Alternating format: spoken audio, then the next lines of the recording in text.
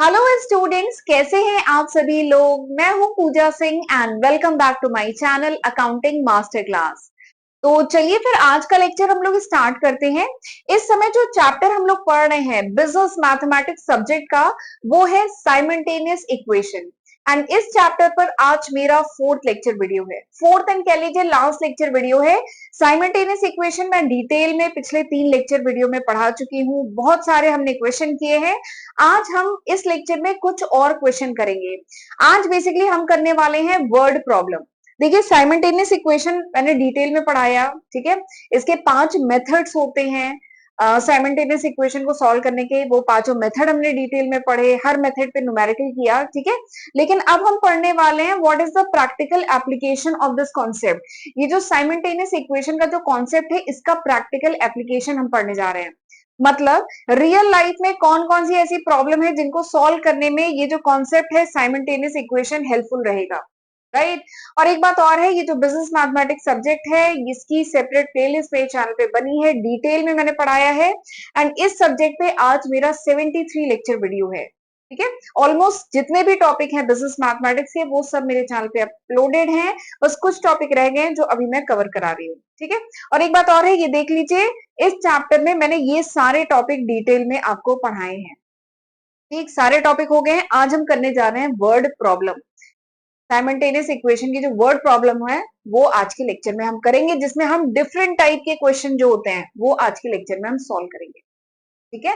तो चलिए फिर करना शुरू करते हैं, स्टार्ट करते हैं अपने पहले क्वेश्चन से। क्वेश्चन क्या है कि find two consecutive number such that the difference of 5 time the smaller number and 4 time the bigger number is 3, ठीक है।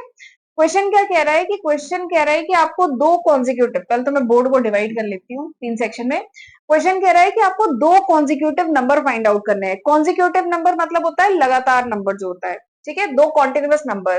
तो सपोज करिए मैं ले लेती हूँ x एंड y, ठीक है। This is a smaller number, let suppose x is a smaller number and this is a bigger number, ये बड़ा वाला नंबर है, ठीक है। दोनों कॉन्जिक्यूटिव है, तो आपको दो कॉन्जिक्यूटिव नंबर फाइंड आउट करना है। तो मैंने x और y दो कॉन्जिक्यूटिव नंबर ले लिए। तो यानी क्या है, कॉन्जिक्यूटिव नंबर है तो ये होगा रिलेशन इनके बीच में x equals to y minus 1। y जो बिगर नंबर है उसमें से एक कम करो तो x आ जाएगा, तो ये एक रिलेशन हो गया इनके बीच में, ठीक है। तो हमें दो कॉन्जिक्यूटिव नंबर फाइंड आउट करना है such that the difference of 5 time the smaller number. तो स्मॉलर नंबर क्या है, x है, तो यानी 5x, यानी 5 टाइम द स्मॉलर नंबर का 5 टाइम उसका difference 4 time the bigger number क्या है y, 4 time the bigger number is 3। ये बात समझ में आ रही है। आपको बेसिकली इस वर्ड प्रॉब्लम की मदद से आपको इक्वेशन फाइंड आउट करना होता है, ठीक है। इस वर्ड प्रॉब्लम जो आपको दी गई है, इसकी मदद से आपको इक्वेशन फाइंड, जितने वेरिएबल होंगे उतने इक्वेशन फाइंड आउट करने की कोशिश करिए। यहाँ पे दो वेरिएबल है तो दो इक्वेशन होने चाहिए, तभी आप सॉल्यूशन निकाल पाएंगे, ठीक है। तो ये हमारी सबसे पहले कोशिश होती है। तो क्वेश्चन क्या है कि फाइंड टू कॉन्जिक्यूटिव नंबर। तो दो कॉन्जिक्यूटिव नंबर, तो हमने सपोज किया कि let x is a smaller number, y is a bigger number. अब x स्मॉलर है, y बिगर है, तो इनके बीच में रिलेशनशिप क्या होगा, x equals to y minus 1 होगा, ठीक है। y में बड़े नंबर में से एक माइनस करोगे तो x आएगा, ठीक है। अगला रिलेशन इनके बीच में दिया है कि difference of 5 time the smaller number. तो 5 टाइम स्मॉलर नंबर का डिफरेंस जब लेते हैं 4 टाइम द बिगर नंबर, तो दिस इज 3, ठीक है। तो ये इनके बीच में दूसरा रिलेशन है, ये दिया गया है। तो आपको सॉल्व करना है इस क्वेश्चन को, ठीक है। ये दो इक्वेशन मिल गए। अब ये दो इक्वेशन मिल गए तो मैं तो आसानी से क्वेश्चन को सॉल्व कर सकते हैं ना आसानी से solve. x equals to y minus 1, तो हम चलिए सब्स्टिट्यूशन, हमने 5 मेथड पढ़े हैं, हम यहाँ पे सब्स्टिट्यूशन मेथड यूज कर देते हैं। x equals to y minus 1 है, तो x की वैल्यू उठा के मैं यहाँ पे पुट कर दूं, तो y 5, x की जगह क्या लिख दूं, y minus 1 minus 4y equals to 3, ठीक है। तो this is 5y minus 5 minus 4y equals to 3। तो 5y माइनस 4y क्या होगा, y माइनस 5 इक्वल्स टू 3, यानी y इक्वल्स टू 3 प्लस ये इधर आ जाएगा, क्या आ जाएगा 8, यानी y इक्वल्स टू आ गया 8। तो y अगर 8 आ गया तो x क्या है, x इज 7, x क्या है, x 7 होगा ना, क्योंकि ये दो कॉन्जिक्यूटिव नंबर हैं जिसमें x क्या है, स्मॉलर नंबर, y क्या है, बिगर नंबर, तो आसानी से ये आपका आ गया। ठीक है, तो ये क्या है, this is the practical application of simultaneous equation. ये साइमल्टेनियस इक्वेशन हम लोग पिछले 3 लेक्चर से पढ़ रहे थे, उसको हम प्रैक्टिकल लाइफ में कैसे यूज करेंगे वो यहाँ पे अब मैं वर्ड प्रॉब्लम के थ्रू आपको बता रही हूँ। देखिए कितने आसानी से आपने निकाल लिया इसको। ठीक है, एक बार आंसर चेक कर लेते हैं। हाँ, बुक में यही आंसर है। ठीक है, 7 और 8 है। ठीक, चलिए आगे बढ़ते हैं, अगला क्वेश्चन करते हैं। समझ में आ गया ना क्वेश्चन? अगला क्वेश्चन करते हैं, एक बार रीड कर लीजिए क्वेश्चन को। अगला क्वेश्चन क्या है कि let the sum of digit of a number consisting of 2 digit is 9। ठीक है, सपोज करिए एक नंबर है, ठीक है, ये नंबर है। अब ये हुआ वंस प्लेस, जो यूनिट प्लेस कहते हैं, वंस प्लेस, ये टेंस प्लेस। ठीक है, वंस प्लेस पे सपोज करिए x है, टेंस प्लेस पे y है, ये एक नंबर है। ठीक है, let sum of digit of a number consisting of 2 digit is 9। Suppose करिए एक नंबर है, 2 डिजिट से मिलके बन रहा है, इसका जो सम है, इस नंबर के डिजिट का जो सम है दैट इज 9। ये आपको पहली इंफॉर्मेशन क्वेश्चन में दी है। ठीक है, कहा है ना, let sum of the digit of a number, जो डिजिट है उस नंबर के, ये नंबर है सपोज करिए y और x, इसके जो डिजिट है उनका जो सम है दैट इज 9। ये पहली इंफॉर्मेशन दी है आपको, इससे हमारा एक इक्वेशन बन गया। ये समझ रहे हैं ना, नंबर का ये यूनिट प्लेस है, ये टेंस प्लेस है। फिर अगली इंफॉर्मेशन क्या दी गई कि if the digit be reverse, यानी अगर हमने डिजिट को रिवर्स कर दिया। अच्छा देखिए, ओरिजिनल नंबर यानी क्या बन रहा है, अगर इस प्लेस पे वंस है, ये टेंस प्लेस पे है, तो ओरिजिनल नंबर क्या है, ओरिजिनल नंबर है 10y प्लस x, ये है नंबर, ओरिजिनल नंबर। ठीक है, और अगर डिजिट को हमने रिवर्स कर दिया तो रिवर्स नंबर क्या होगा, रिवर्स नंबर क्या होगा अगर हमने डिजिट को रिवर्स कर दिया। ठीक है, रिवर्स कर दिया तो यहाँ पे आ जाएगा x और यहाँ पे आ जाएगा y, ये हो जाएगा ना रिवर्स। अगर 32 है, इसको रिवर्स कर देंगे तो 23 हो जाएगा ना, तो वही बात है। तो रिवर्स कर देंगे तो क्या आ जाएगा, 10x प्लस y, ये हो जाएगा। तो क्या कह रहा है कि if the digit be reverse, यानी अगर डिजिट को रिवर्स कर दिया गया, the resulting number will be greater than the original number by 45। यानी अगर रिवर्स कर दिया तो रिवर्स नंबर ओरिजिनल नंबर से 45 ज्यादा है। ठीक है, तो हम क्या करें, रिवर्स नंबर, यहीं से हमें अपना दूसरा इक्वेशन मिलेगा। तो रिवर्स नंबर क्या है, 10x plus y minus 10y plus x equals to 45।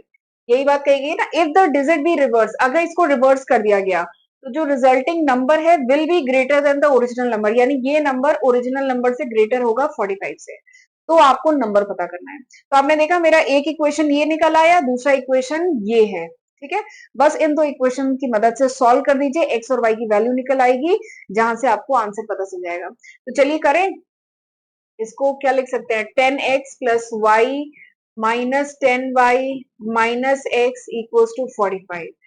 यानी 10x minus x that is 9x minus 9y equals to 45, यानी x minus y equals to 5। ठीक, ये आ गया, और इधर क्या आ गया, x plus y equals to 9, ये आ गया। ठीक है, ये दो इक्वेशन निकल के आ गए।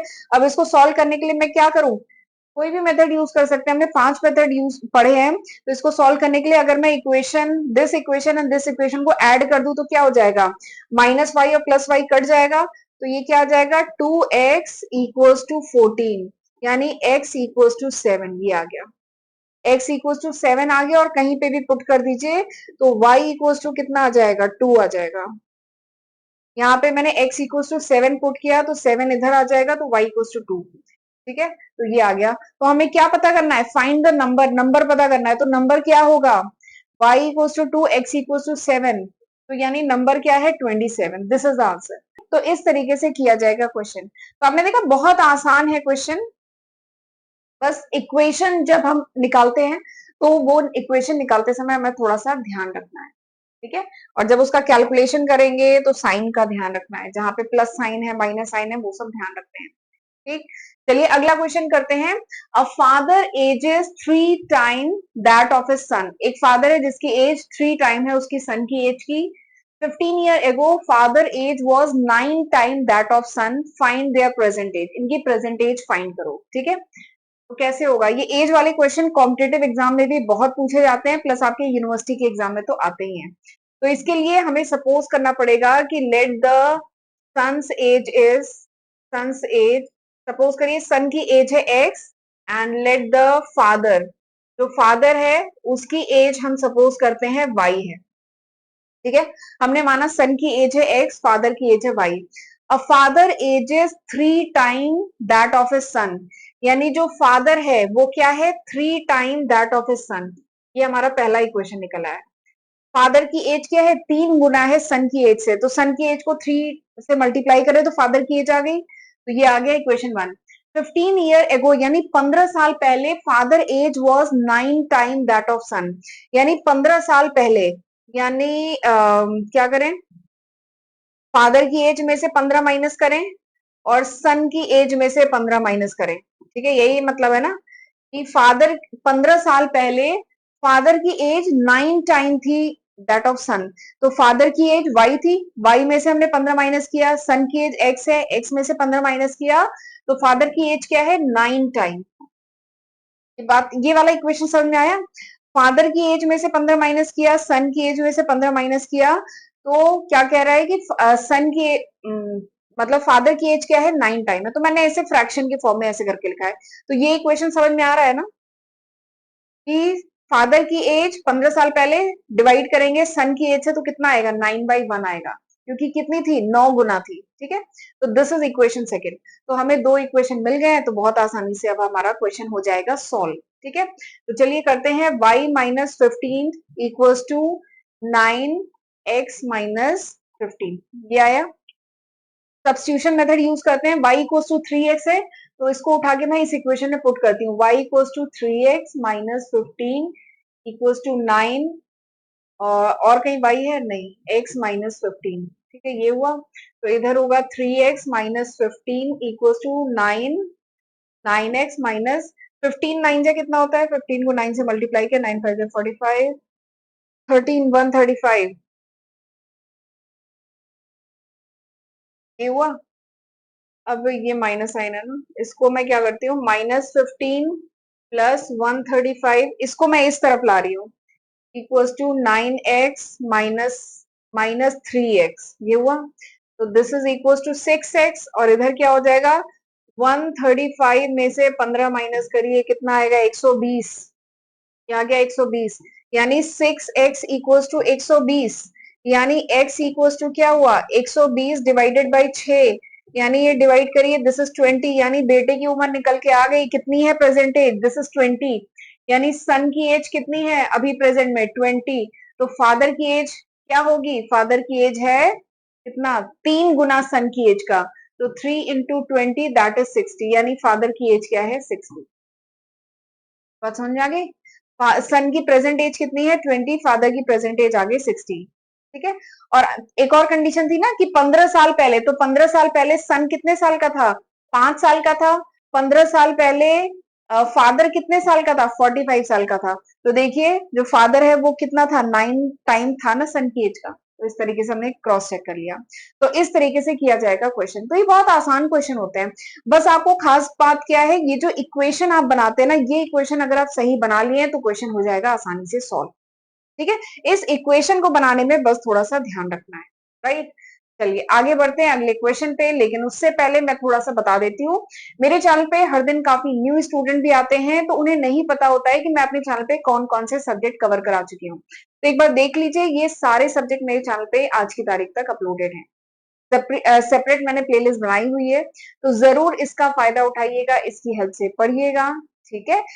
1000 से भी ज्यादा वीडियो लेक्चर, इवन 1000 नहीं 1100 से भी ज्यादा वीडियो लेक्चर आज की तारीख तक मैं डाल चुकी हूँ, तो जरूर इसका फायदा उठाइएगा। और यहाँ तक आपने वीडियो देखा है तो प्लीज अब चैनल को सब्सक्राइब कर लीजिए अगर नहीं किया है तो, एंड वीडियो को लाइक भी जरूर किया करिए, इससे हमें बहुत मोटिवेशन मिलता है। एंड कमेंट करके भी मुझे फीडबैक दिया करिए कि ये लेक्चर आपके लिए यूजफुल था कि नहीं था, राइट। तो चलिए आगे बढ़ते हैं, एंड अपने फ्रेंड्स के साथ भी जरूर शेयर किया करिए, ठीक है, उनकी भी हेल्प हो जाएगी। चलिए आगे बढ़ते हैं, अब हम क्वेश्चन क्वेश्चन करने जा रहे हैं, ये बोट वाले जो क्वेश्चन होते हैं ना, कि बोट अगर रिवर के अलोंग चल रही है तो ये स्पीड है, रिवर के अपोजिट चल रही है तो अलग स्पीड है। ये वाले जो क्वेश्चन होते हैं ये भी कॉम्पिटेटिव एग्जाम में बहुत पूछे जाते हैं एंड ये क्वेश्चन होते बहुत सिंपल है, एक लॉजिक है उसको ध्यान रखना है, बाकी ये क्वेश्चन बहुत आसानी से हो जाते हैं, बहुत सिंपल क्वेश्चन होते हैं। क्वेश्चन क्या है कि a boatman goes 96 kilometre in 8 hour with the flow of river.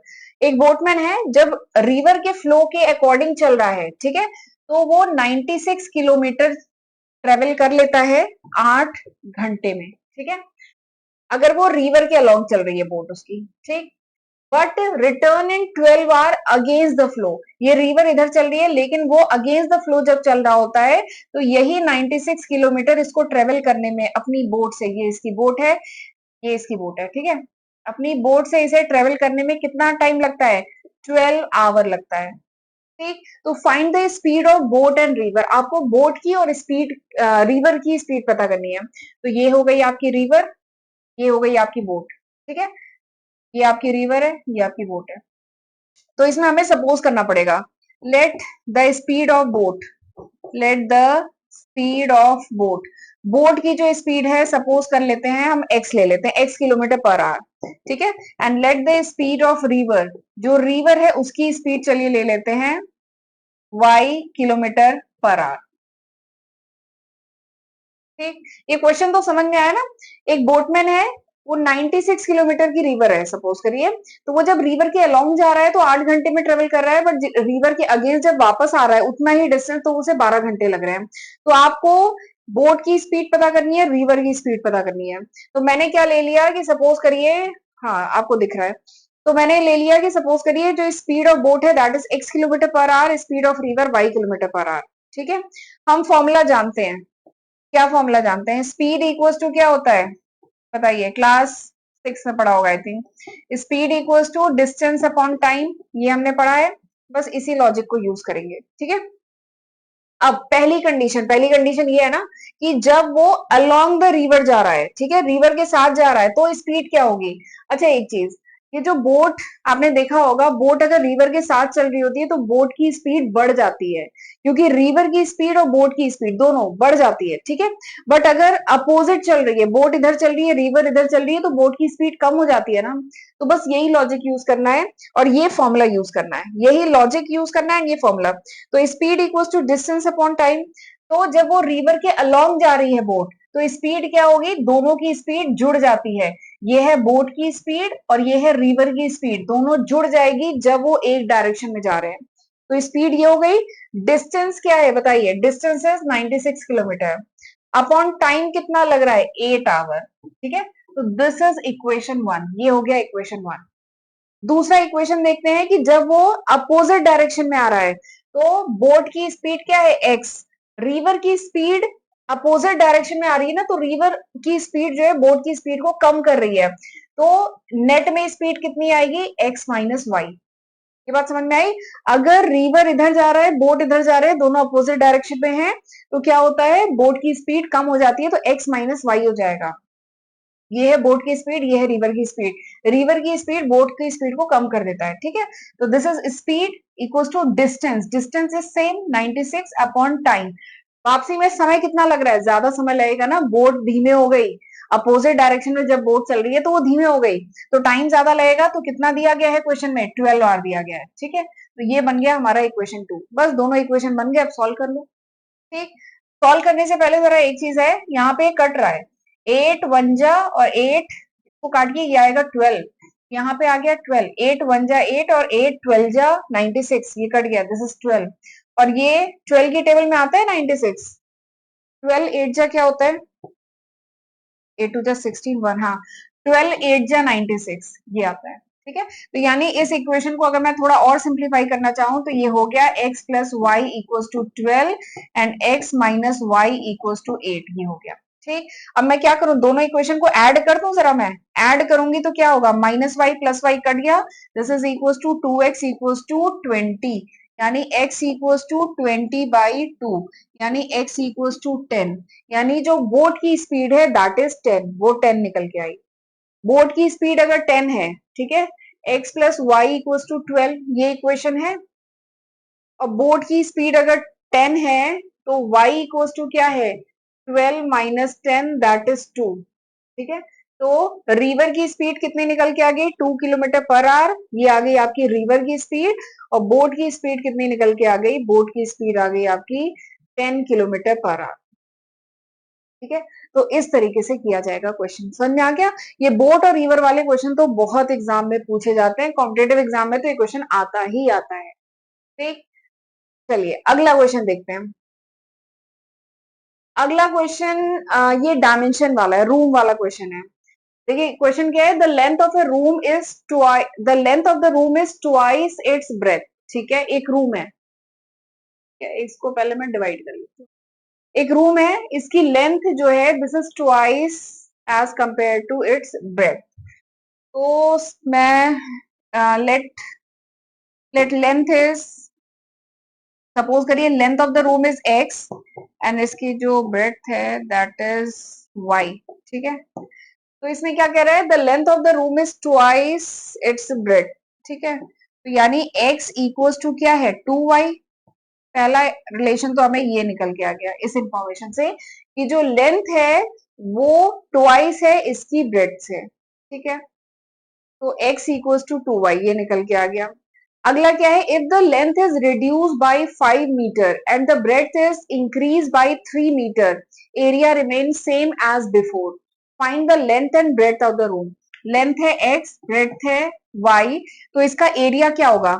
कोई रूम है, अगर इसकी लेंथ है x, ब्रेथ है y, तो इसका एरिया क्या होगा। एरिया का फॉर्मूला क्या होता है, लेंथ इंटू ब्रेथ, तो एरिया क्या होगा, एक्स वाई। तो ये निकल के आ गया, एक रिलेशन ये निकल के आ गया। अगला क्या बोल रहा है, अगर length is reduce by 5 meter, यानी अगर मैं लेंथ को रिड्यूस कर दूं 5 मीटर से एंड ब्रेथ को इंक्रीज कर दूं 3 मीटर से, यानी ब्रेथ जो है उसको 3 मीटर से इंक्रीज कर दूं, area remain same as before, यानी एरिया सेम रहेगा। ठीक है, तो एरिया का फॉर्मूला क्या होता है, लेंथ इंटू ब्रेथ। पहले एरिया क्या था, एक्स वाई, बाद में जब लेंथ को रिड्यूस कर दिया गया, ब्रेथ को बढ़ा दिया गया, तो बोला जा रहा है कि एरिया सेम रहेगा। तो पहले एरिया कितना था, एक्स वाई था, यानी ये निकल के आ गया हमारा दूसरा इक्वेशन। ये चीज समझ में आई? देखिए पहले एरिया कितना था, एक्स वाई। ठीक है, पहले एरिया कितना था, एक्स वाई, बाद में जब लेंथ को रिड्यूस किया गया 5 मीटर से, ब्रेथ को इंक्रीज किया गया 3 मीटर से, तो कहा गया area will remain same. Area सेम रहेगा, तो एरिया पहले कितना था, एक्स वाई से, एक्स वाई था, एक्स इंटू वाई। ठीक है, तो यानी ये बन गया हमारा दूसरा इक्वेशन और ये हमारा पहला इक्वेशन। अब इन दोनों इक्वेशन की मदद से हम आसानी से क्वेश्चन सॉल्व कर सकते हैं। इसको जरा खोले ब्रैकेट को, तो x into y, x y plus 3x minus 5y minus 15 equals to x y, ये आया। अब इस एक्स वाई को काट दूं तो आ जाएगा 3x minus 5y equals to 15। ठीक है, ये आ गया। अब इसमें हमने देखा है x इक्वल्स टू 2y, एक रिलेशन ये भी है। ठीक है, तो यहाँ पे सब्स्टिट्यूट कर दूं, x की वैल्यू उठा के इसमें पुट कर दूं, तो 3x की वैल्यू क्या है, 2y, तो 2y minus 5y equals to 15, ये आ गया। यानी 6y minus 5y equals to 15। इसका मतलब क्या हुआ, y इक्वल्स टू 15, ये निकल के आ गया y। y कितना निकल के आ गया, y निकल के आ गया आपका 15। x की वैल्यू निकाल लें, बताइए, y निकल के आ गया 15, तो x की वैल्यू निकाल लें। x इक्वल्स टू क्या है, 2y, यानी 2 इंटू 15 यानी कितना है, 30। 30 ये सब मीटर में दिया है ना, दिस इज 30 मीटर, तो 30 meter and y equals to कितना है, 15 meter. This is the answer. आपने देखा कितना आसान है। बस कोशिश क्या करनी है, ये दो जो इक्वेशन निकलने हैं ना, वो हम सही इक्वेशन निकाल लें तो हमारा क्वेश्चन आसानी से हो जाएगा। एंड उसके बाद थोड़ा सा कैलकुलेशन पे भी ध्यान देना है, क्योंकि कैलकुलेशन किसी भी स्टेप पे आपने साइन गड़बड़ कर दिया, नंबर गलत लिख लिए, तो फिर भी आंसर गलत आएगा।